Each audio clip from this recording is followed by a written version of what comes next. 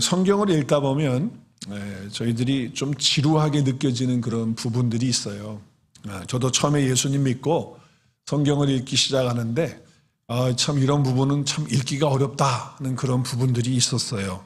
예를 들면 창세기 5장 같은 경우에는 아담의 족보가 나오거든요. 그러면 그 족보를 읽을 때 이름이 쭉 나오면서 누구는 누구를 낳고 그리고 또 죽고 누구는 누구를 낳고 죽고, 그래서 이름 발음하기도 어려운 사람들이 막 쭉 나와요. 그럼 그거를 읽어야 돼요. 근데 그거는 좀 괜찮다고 생각이 되어지는데, 신약에 와서는 또 마태복음 읽는데 마음 잡고 이제 마태복음부터 읽어야겠다 딱 그러는데 중간에 이제 포기하죠. 왜냐하면 낳고 하다가 그냥 꾸벅꾸벅 졸다가 그냥 마태복음 못 넘어가는 그런 분들도 있어요.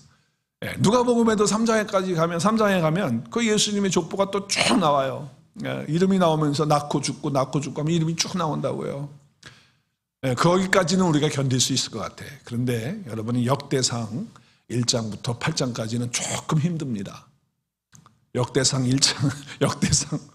8장 1장부터 8장까지는요 그냥 사람 이름이 쫙 나오는데 간혹 가다가 들어본 이름 있고 거의 모르는 이름들이 나옵니다. 족보가 쫙 나와요.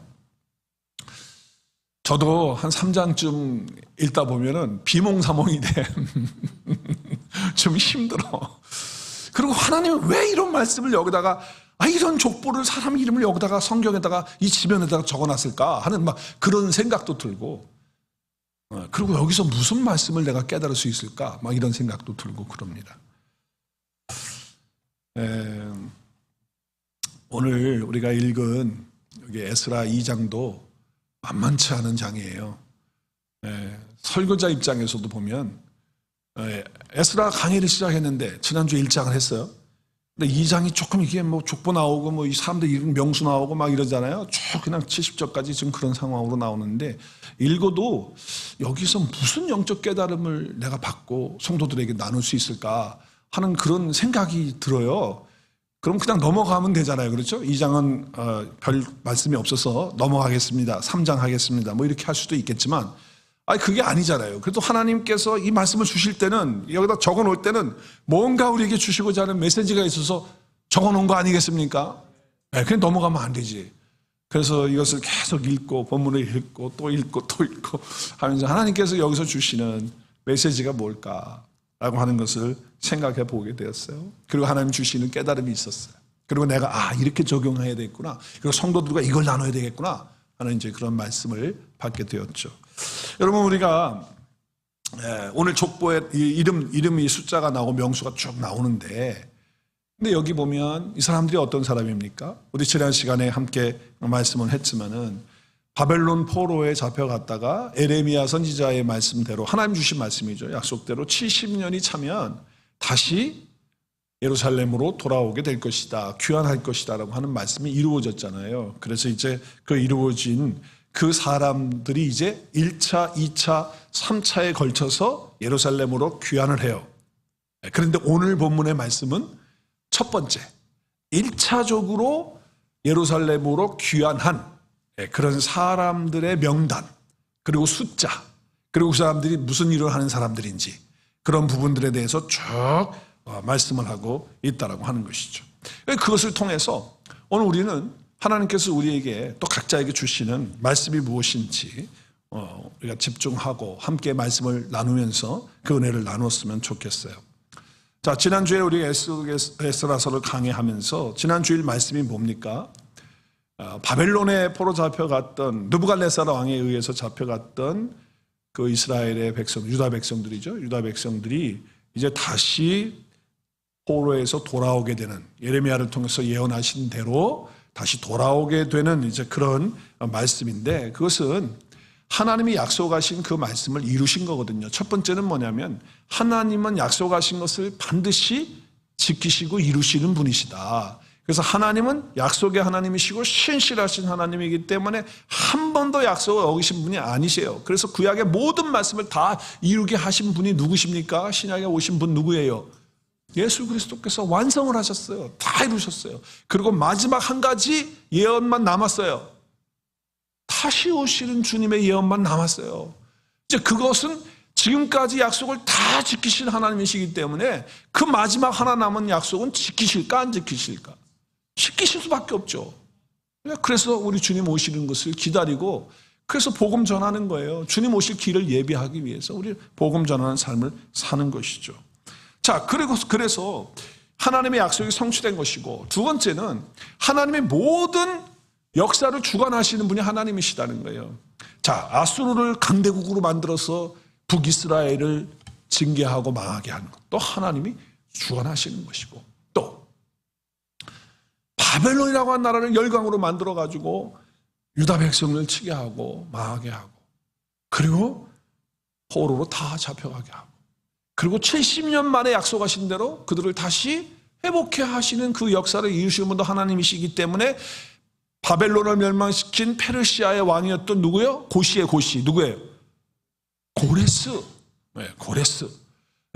그분이 어떻게 하셨어요? 하나님의 감동을 받아. 하나님이 그를 감동시켰다 그랬잖아요. 그가 한 게 아니에요. 그 하나님 믿지 않는 사람이었어요. 그럼에도 불구하고 이방인이었는데 하나님이 그를 감동시켜서 이스라엘 백성들, 유다 백성들을 귀환하도록 하나님이 역사하셨다. 그래서 하나님이 모든 것들을 역사하시는 것들을 우리가 볼 수 있다는 거예요. 절대로 바벨론은 망하지 않을 것으로 그 당시 사람들은 다 그렇게 알았어요. 그런데 페르시아에 의해서 망한 거 아닙니까? 그리고 페르시아 왕에 의해서 모든 민족들을 풀어주고 모든 민족들이 갖고 있는 종교들에서 자유를 하게 하고 그리고 종교 생활을 할 수 있도록 다 해방해주는 그런 일을 하게 된 거예요. 그러면서 유다 백성들에게는 어떻게 해요? 너희들이 회파된 그 너희들이 섬기는 하나님, 거기 성전 무너졌지? 그 성전 무너진 것을 재건하기 위해서 가라고 그렇게 허락을 해주고 그런 칙령을 내려주는 거 아니에요? 그래서 그들이 가게 되는 게 오늘 사람들의 명단이에요. 쭉 첫 번째로 이제 그 이야기를 그 풀어주는 칙령을 받아가지고 이제 쭉 가는 명단들이 숫자가 오늘 쭉 나오는 거예요. 자, 그래서 오늘 2장 1절에서 2절 보면 제가 1절 설명했잖아요. 지금 느부갓네살에 사로잡혔다가 바벨론으로부터 포로됐던 자 중에 노임 받아가지고 다시 이제 예루살렘으로 유다로 도로 돌아가는 각 성읍으로 돌아가는 이제 그런 자들의 명단이다. 이제 그거예요. 그런데 이 명단 중에 가장 첫 번째 나오는 사람 이름이 중요하겠죠. 누굴까요? 스신데. 네. 수룹바벨. 그리고 수룹바벨과 함께 쌍두마차와 같이 함께 갔던, 앞장섰던 사람이 누구냐면 줄쳤죠? 누구예요? 예수아. 그리고 뒤에는 느헤미야가 나오는데 느헤미야는 우리 성경에 느헤미야가 있잖아요. 그 느헤미야가 아니에요. 그냥 동명이인이고 그리고 또 잘 몰라요. 그 다음에 사람 몰랐다가 모르드게가 알아. 모르드게 누구예요? 에스더의 삼촌. 우리가 기억하잖아요. 그죠? 근데 그 모르드게가 아니에요. 여기는 그냥 1차 귀환 때 함께 했던 그 리더십 중에 한 사람이 그러니까 동명이인이라는 거예요. 느헤미야도 그렇고 모르드게도. 그리고 여러분 뒤에는 나도 몰라. 여러분들이 잘 몰라. 그죠? 성경에 다시 나오지 않으니까 몰라. 그런데 그 명수가 이러하니 그렇게 얘기를 하고 있어요. 자, 근데 1차 기업 명단에 누가 제일 먼저 나왔다고요, 지금? 수룹바벨. 그러니까 수룹바벨이라고 하는 사람을 통해서 4만 명이 넘는 사람을 인솔해가지고 지금 귀환해 가는 거야. 근데 혼자가 아니고 함께 했던 사람이 예수아라는 거예요. 그리고 그 뒤에 함께 했던 사람들 쭉 같이 리더들이 이름이 나오는 거예요.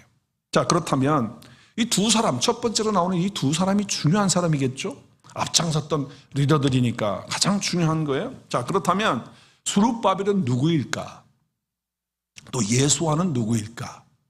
여러분, 수룹바벨은요, 다윗이 이스라엘의 2대 왕이었어요. 근데 하나님께서는 다윗을 통해서 메시아의 혈통을 이을 것을 약속하셨어요. 그리고 그 나라를 굳건하게 세우실 것이고 또 그를 통해서 메시아가 오게 되면 그 나라의 왕국이 영원히 있을 것이다. 영원한 나라가 될 것이다. 다윗의 나라는 영원한 나라가 될 수 없지만 다윗을 통해서 오는 후손 그 메시아이신 예수 그리스도를 통해서 영원한 나라를 세우겠다는 거예요. 근데 이 다윗 왕의 후손이 수룹바벨이에요. 왕족이에요, 왕족. 그러니까 계속 그냥 그 땅에 살았다면 어쩌면 자기 순서로 따라오면 왕이 될 수 있는, 나라가 안 망했다면 왕이 될 수 있는 왕족이었다고요. 그런데 포로로 끌려가서 지금 나라가 다 망해가지고 있으니까 왕이 될 수가 없었던 사람이죠. 그러나 다윗의 가문에 속한 왕족이란 말이에요. 그러니까 수르바벨을 가장 앞세우는 것은 하나님께서는 너희 나라가 지금 망해서, 그리고 다윗의 왕가도 다 지금 망했잖아요. 그 다 포로로 끌려갔잖아요. 그렇다 할지라도 내가 약속한 다윗의 나라가 굳건하게 세워지고 다윗을 통해서 오는 메시아의 나라가 영원할 것에 대한 그 약속은 변함없이 지켜진다. 그것을 수르바벨을 딱 통해가지고 제일 먼저 그 사람 이름을 딱 내는 거예요. 그 사람 이름을. 그리고 그가 가장 앞서서 할 수 있도록 하나님 그렇게 하시는 거예요. 마음을 감동시키는 것이지. 그래서 수르바벨이 딱 나오는 거예요. 수르바벨. 그래서 하나님은 영원한 나라를 세우시는 그 언약의 하나님, 다윗 왕의 후손을 통해서 세우시는 그 나라를 바라보게 하시고 다시 붙들게 하시고, 그리고 이제 그 나라가 세워질 것을 소망하면서 귀환하는 그런 일들을 갖도록 하나님이 일하시고 계셨다라고 하는 것이죠. 자, 이스라엘의 하나님, 여러분 이스라엘 우리가 알지만은 다 배반하고 불순종하고 우상 섬기고 결국 그렇기 때문에 포로로 끌려가고 나라가 망하고 그런 거 아닙니까? 우리가 구약을 읽어보면 그렇잖아요. 결국은 그거 얼마나 하나님이 선지자들을 통해 가지고서 말했어요. 근데 그 선지자들이 하는 말에 대해서 그냥 귀를 담아 듣지 않았단 말이에요. 그냥 흘려버렸단 말이에요. 그래서 나라가 그렇게 됐단 말이에요. 그렇다 할지라도 하나님은 수르바벨을 통해서 다윗을 통해 오실 그 메시아의 약속, 그 나라는 영원하다, 그 나라는 세워진다 라고 하는 것을 말씀하고 있다는 거예요. 자, 예수와는 그럼 누구냐? 예수와는 아론의 후손이에요. 아론은 누굽니까? 모세의 형이면서 뭐죠? 제사장의 1호입니다. 1호. 제1대 제사장이에요. 그러니까 아론의 후손이에요. 아마 22대나 될 것 같은데 예수아가 아론의 그 후손으로서 제사장입니다. 여러분, 제사장은 예배를 인도하고 오늘날로 말하면 하나님 앞으로 인도하는 그런 사람의 역할이잖아요. 다리 역할을 해주는 사람이고 제사를 집도하는 그런 사람이었어요. 그래서 제사장인데, 여러분 이스라엘이 나라가 둘로 나눠지면서 북이스라엘 남유다로 나눠지면서 우상 숭배가 아주 극치를 합니다. 극도로 올라갑니다. 극도로 올라가. 솔로몬 때도 들어와서 있었지만 나라가 둘로 갈라진 후에는요, 정말 북쪽 이스라엘은 이건 해도 너무 뭐 왕들도 막 찬탈이 일어나고 구태타이 막 이게 말이 엉망진창이 됩니다. 나라가. 하나님은 계속해서 선지자들을 북이스라엘에게 보냅니다. 그리고 말씀합니다. 그럼에도 불구하고 불순종합니다. 우상 숭배합니다. 지 멋대로 삽니다. 그리고 하나님이 말씀하시는 그 말씀을 그냥 어떤 사람이 하는 잔소리처럼 듣는 거예요. 아이고, 하나님 또 잔소리 하시네, 뭐 이런 식으로 듣는 거예요. 그리고 그냥 이근을 해버리는 거예요. 그러니까 그 나라는 망할 수밖에 없죠. 남유다는 어떻습니까? 거기도 마찬가지야. 북이스라엘보다 조금 낫긴 했지만, 늦게 망하긴 하지만, 뭐 비까비까 해. 거기도 선지자들은 얼마나 많이 남왕국에 보냅니까? 하나님이 말씀하시잖아요. 우상 숭배하지 말라, 버리라, 회개하라, 나에게로 돌아와라, 하나님 말씀으로 돌아와라. 그리고 너희들 뭐 예배를 드린다고 하는데 그 예배 내가 받을 수 없는 예배야. 하나님 그 말씀하시거든요. 삶의 변화가 없는 예배가 무슨 소용이 있냐? 너희들은 예배라고 하는 형식만 붙들고 있지 내용도 없고 그 예배를 통해서 나를 만나는 것도 없고, 막 하나님 그렇게 비난하잖아요. 막 선자를 통해서 말씀하고 회개하라고. 그런데 그 말씀을 그냥 일개의 사람이 잔소리하는 것처럼 그냥 듣고 말아요.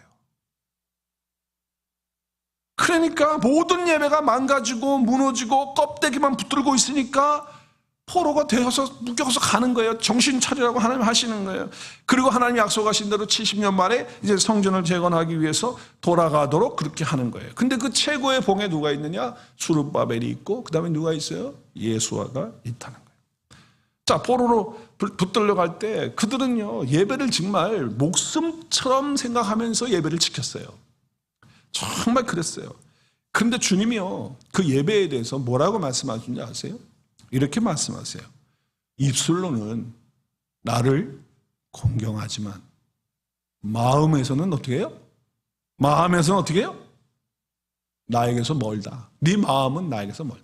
그러니까 형식적인 예배, 껍데기만 있는 예배가 있는 거예요. 예배는 잘 드려. 주일이니까 예배 드렸어. 예배 드렸어. 그걸로 대체해버리는, 다 대체. 나 예배 드렸으면 됐지 뭐. 그리고 나가가지고는 예배하고 아무 관계없는 삶을 사는 거야. 그걸 어떻게 하나님이 그걸 보고 있었겠어요? 그래서 주님도 그렇게 말씀하시는 거예요. 이제 하나님이 예배하는 자를 찾는다. 근데 그 예배하는 자는 어떤 예배하는 자를 찾느냐? 형식을 갖고 예배하는 사람을 찾는 게 아니고 껍데기 내용 없는 그런 예배, 그냥 나 예배 드렸어, 그거를 찾는 게 아니고, 하나님 찾는 예배는, 예배자는 누구요? 영과, 왜 다들 조용하세요? 영과 진리로 예배하는 자를 하나님이 어떻게 하신다? 찾으신다는 거예요. 이스라엘 백성들 가운데 없었다는 거거든요. 근데 예수님 시대에도 그랬다는 거예요. 종교화돼가지고 종교에 묶여있는 그런 삶을 살았던 거예요. 그러니까 삶의 모습은 엉망이죠. 엉망이에요, 엉망. 음란하고 우상숭배하고 탐욕이 있고 위선에 빠져가지고 있고 그냥 형식만 갖추고 그냥 예배 참여하는 것으로 나 오늘 주일 예배 드렸으니까 됐어, 끝. 삶은 그렇게 살지를 못하는 거예요. 하나님과 멀어져 있는데 그 삶이 나오겠습니까? 안 나오는 거예요. 그리고 선지자를 통해서 계속 얘기하는데 뭘로 듣는다고요? 뭘로 들어요? 사람들이 그냥 계속하는 잔소리로만 듣고 그냥 말아버린다, 그 말이에요. 자, 그러니까 수룹바벨과 예수아를 가장 앞세워서 리더가 되어서 예루살렘에 가서 뭘 재건하라는 겁니까? 성전을 재건하라. 그 칙령을 하나님이 허락해서 성전을 지으라고 하는데, 하나님은요 건물만 재건하는 것이 아니라는 거예요. 하나님은 예배를 받으실 때 물론 이런 건물이 필요해요. 왜냐하면 우리가 예배할 때 건물이 필요하잖아요. 우리도 예배드릴 때 건물이 필요하잖아요. 근데 제가 아는 목사님도 그 동성애 때문에 그 교단 나왔어요. 나오면서 건물 다 놓고 나와버렸어. 그 다 놓고 나오니까 갈 데가 없네. 어디 가서 예배드려요? 그래서 공원에서 예배드리고 하루는 이쪽 공원 저쪽 공원, 그러다가 이제 나중에 교회 건물을 얻어가지고 예배드리게 됐는데, 아무튼 그렇게 예배드리는 장소가 우리에게 필요한 거는 맞아요. 그런데 단순히 예배가 드려지는 공간이 되어서는 안 되고 영과 진리로 예배하는 그런 공간이 돼야 되고 그런 성전이 돼야 된다. 만약에 너희들이 가가지고 성전을 재건했는데 과거에 70년 전과 똑같이 성전 지어놓고 그냥 우리 예배 드렸으니까 됐어, 제사 드렸으니까 됐어, 그리고 삶과 관계없이, 하나님과 관계없이 삶을 살아가는 것이 계속해서 반복된다면 그 건물 집은 무슨 소용이냐 말이에요. 형식만 있고 껍데기만 있는 예배가 되어서는 안 된다는 거예요. 그래서 여러분 오늘 1차 명단에 쭉 보면요 참 특징이 있더라고요. 특징이 이걸 보는 거예요. 이 사람들의 명단을 보니까 하나님이, 그러니까 하나님의 중심은 건물을 짓는 거기에 있는 게 아니구나 하는 것을 알 수 있어요. 한번 찾아볼까요? 우리 명단을 좀 볼까요? 조금만 봐요. 자, 2절부터 4절까지 먼저 이렇게 보겠어요. 자, 바로스 자손이 몇 명입니까? 2172명. 또 스바데아 자손이 몇 명이야? 372명. 네, 여기까지만 읽을게요. 계속 나오거든요. 똑같은 다른 사람들 이름 쭉 나오는데. 네. 자, 쭉 넘어가서 36절 가서 볼게요. 36절. 자, 누구예요? 제사장들은 하면서 제사장들 이름이 딱 나와요. 몇 명이에요? 900, 상당히 많아요. 네, 973명 가요. 자, 40절. 40절에 가니까 누구요? 레위 사람. 자, 제사장하고 레위 사람들 뭐 하는 사람들이에요? 제사장은 제사를 집도하는 사람이고, 레위 사람들은요 제사를 지내는 그 모든 것들을 어떻게 하는 거예요? 옆에서 돕는 사람들이에요. 돕는 사람들. 제사장을 돕고 예배를 돕고 성막을 돕고 하는 그런 사람들이 레위 사람들. 이 사람들은 몫이 없어. 그래서 성전에서 나오는 걸 가지고 생활하는 거예요. 제사장도 그렇고 레위 사람도 그렇고. 여러분 잘 아시잖아요. 구약에 그렇게 했잖아요. 근데 레위 사람들이. 자, 그 다음에 계속해서 41절. 노래하는 사람. 여기 노래하는 사람은 누굴까요? K-팝 그거 하는 게 아니고 여기 노래하는 사람들은 찬양하시는 분들이에요. 그러니까 성가대가 될 수도 있고 찬양팀이 될 수도 있고, 오늘날로 말하면. 그래서 회중들과 더불어 찬양을 인도하고 찬양을 함께 할 수 있도록 해주는 그런 사람들이에요. 자, 그 다음에 43절. 누가 나와요? 느디님. 이 느디님이라고 하는 사람들을 찾아보니까 이 사람들이 다른 사람들이 아니고 이 사람들도 제사를 돕는 사람들이에요. 그러니까 성전에서 예배를 드릴 때 예배를 돕고 성전에서 봉사하는 그런 사람들을 갖다가 느디님이라고 그렇게 불렀어요. 근데 그 자손들이 쭉 나와요. 자, 그리고서 이제 마지막 결론으로 가서 64절에 가보니까 몇 명이 다 1차 포로 귀환을 합니까? 몇 명이? 총합 몇 명이에요? 42,360명이 이제 1차 귀환을 하기 위해서 갑니다. 그 명단이 쫙 나온 거예요. 근데 여러분, 집에 가서 한번 찾아보세요. 여기에 건축을 하는 자들은 이와 같으니라. 돌을 깎고 나무를 깎고 기술이 있는 자들은 이런 자손들이니라. 있으면 가지고 오세요. 없어요. 아니, 성전 재건을 하러 가는데, 건축을 하러 가는데 건축에 관련된 사람들의 명단이 제일 많이 나와야 되는 거 아니에요? 여러분 어떻게 생각하셨어요? 그 기술자들의 이름이 나와야 돼요.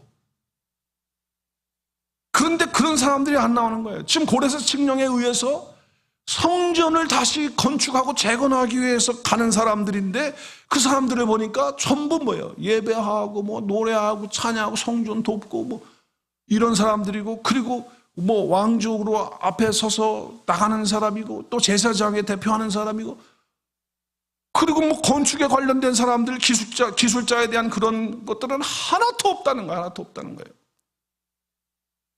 그러니까 예루살렘으로 하나님이 돌아가서 다시 회복하게 하실 때 하나님이 원하시는 것은 무엇이었느냐? 그냥 단순하게 성전을 건축하는 그 일이 중요한 게 아니라, 그것도 물론 필요하죠. 예배하려면 있어야 되니까. 그런데 진짜 너희들에게 필요한 건 뭐냐? 예배의 회복이다. 삶의 회복, 예배의 회복, 정말 진정으로 일어나는 그런 회복의 역사가 있지 않고는 그냥 형식만 가지고 옛날같이 똑같이 70년과 똑같이 그렇게 예배하고 제사하고 그렇게 하나님하고 관계없는 그런 삶, 예배는 예배고 삶은 삶이고 뭐 이게 엉망이 돼가지고 살아가는 그런 삶이라고 한다면 이거 아무 의미 없는 것이다. 그것을 지금 우리에게 말씀해 주시고 있는 거예요. 여러분, 저와 여러분은 물론 형식이라는 것도 필요를 하겠죠. 그렇지만 그런 모든 것보다도 영적인 회복과 예배의 회복과 하나님을 향한 삶의 회복을 위해서 오늘 여기에 제일 처음으로 회복하는 그 일을 위해서 가는 이 선봉자들과 같은 저와 여러분이 되었으면 좋겠습니다. 그렇게 돼야 돼요.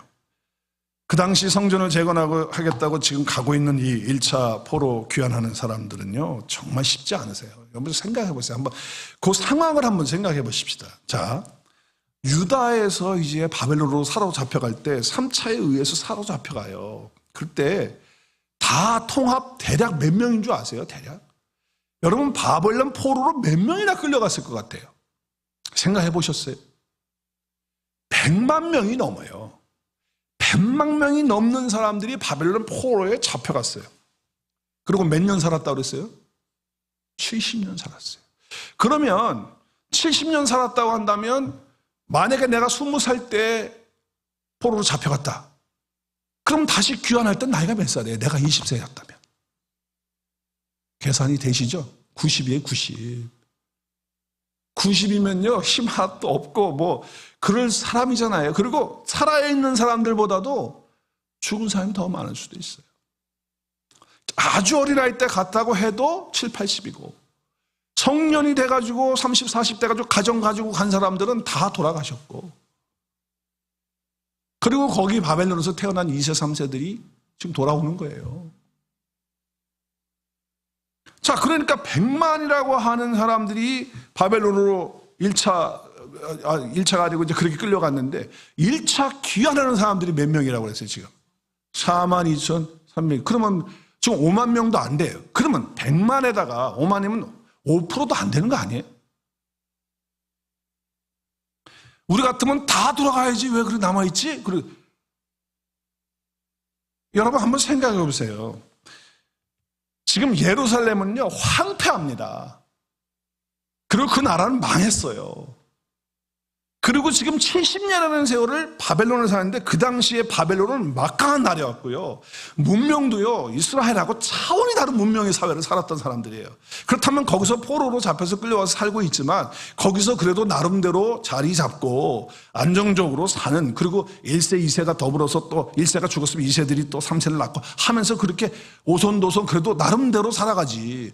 근데 지금 예루살렘으로 가면 어떻게 됩니까?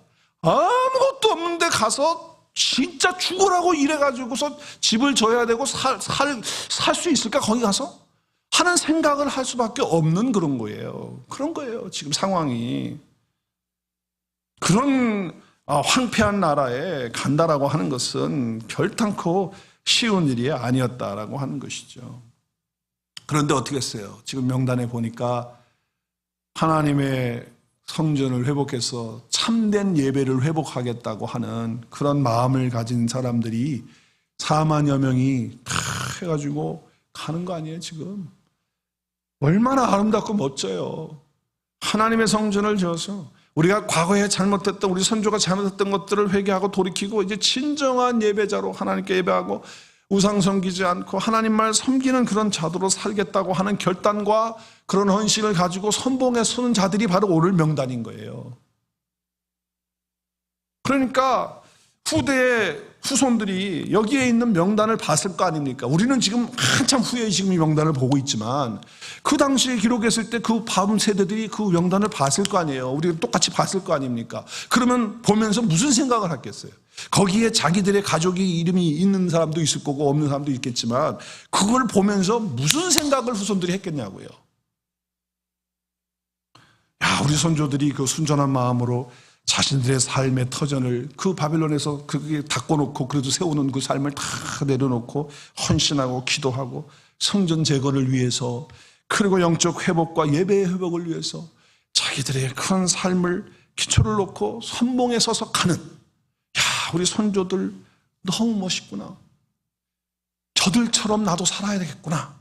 그래서 내 후손들도 이 삶의 밭잘치를 따라올 수 있도록, 은혜 받고 도전받을 수 있도록 우리도 해야 되겠다는 그런 생각 안 들었겠습니까? 저는 그래서 이 말씀을 기록해 놓았다고, 이 사람들의 명단을 기록했다고 저는 그렇게 생각이 되는 거예요. 우리도 이 선조들처럼 이런 영적 회복과 예배의 회복을 위해서 헌신하겠다라고 하는 그런 마음을 좀 갖고 오늘 이 말씀을 적용하고 받았으면 좋겠어요. 예배 드린다고 한다면 여러분 예배의 자리에 항상 선봉에 설 수 있기를 바랍니다.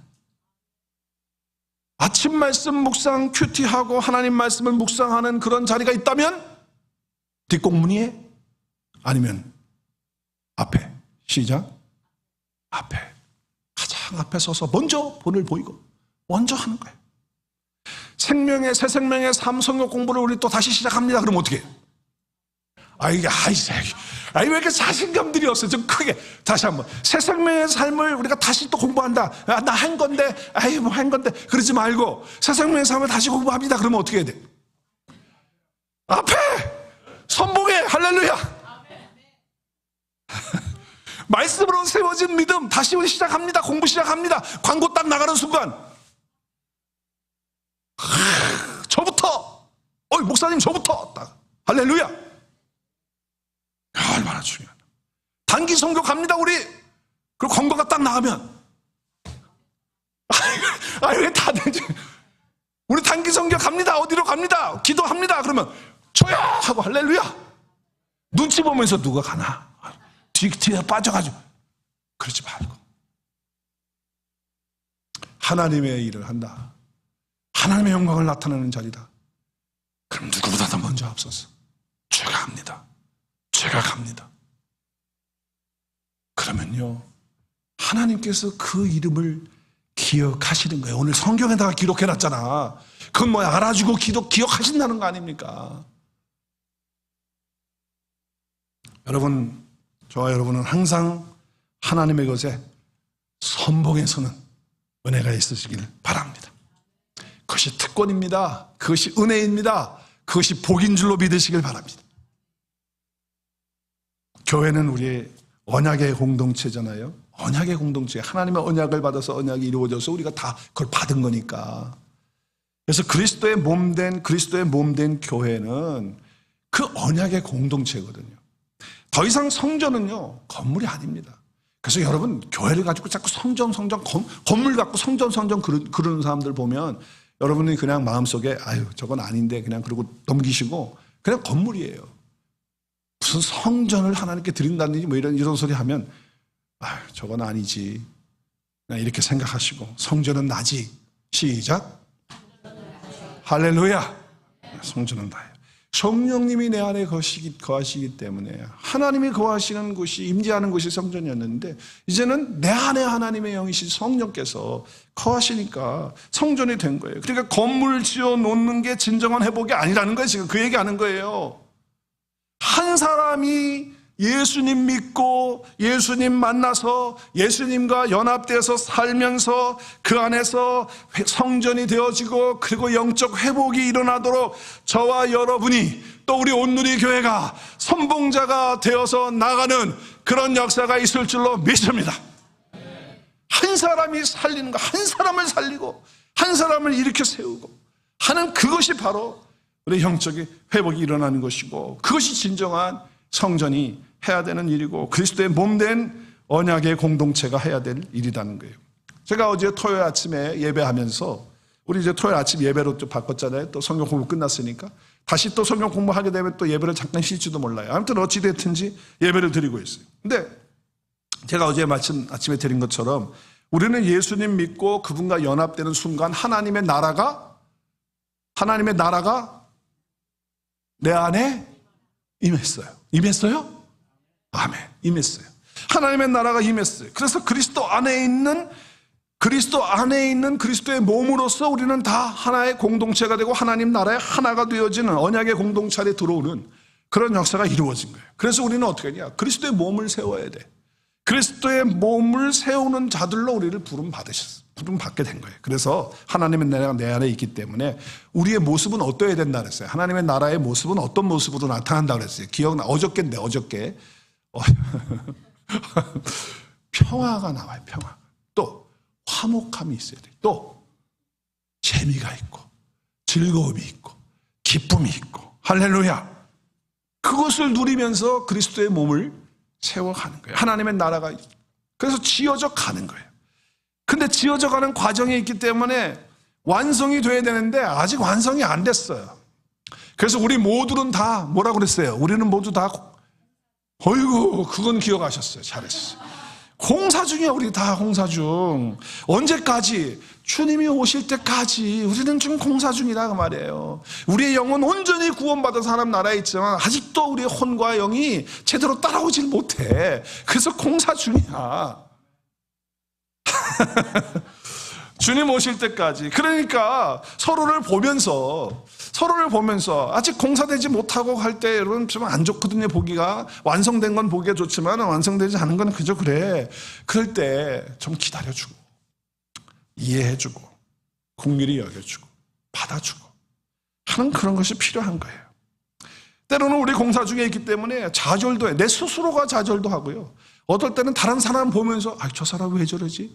막 실망이 되고 그럴 때가 있어요. 또 연약함 때문에 넘어지기도 하도 있어요. 그럴 때 나는 예수 그리스도께서 해주신 그 일로 나는 하나님의 자녀가 되었고 내 안에 성령님 계시고 그 십자가의 공로로 말미암아 나는 구원 얻고 죄사함 받고 하나님의 의가 내 안에 온 의인이야 라고 하는 것을 붙들고 일어서는 저와 여러분 아닙니까? 할렐루야.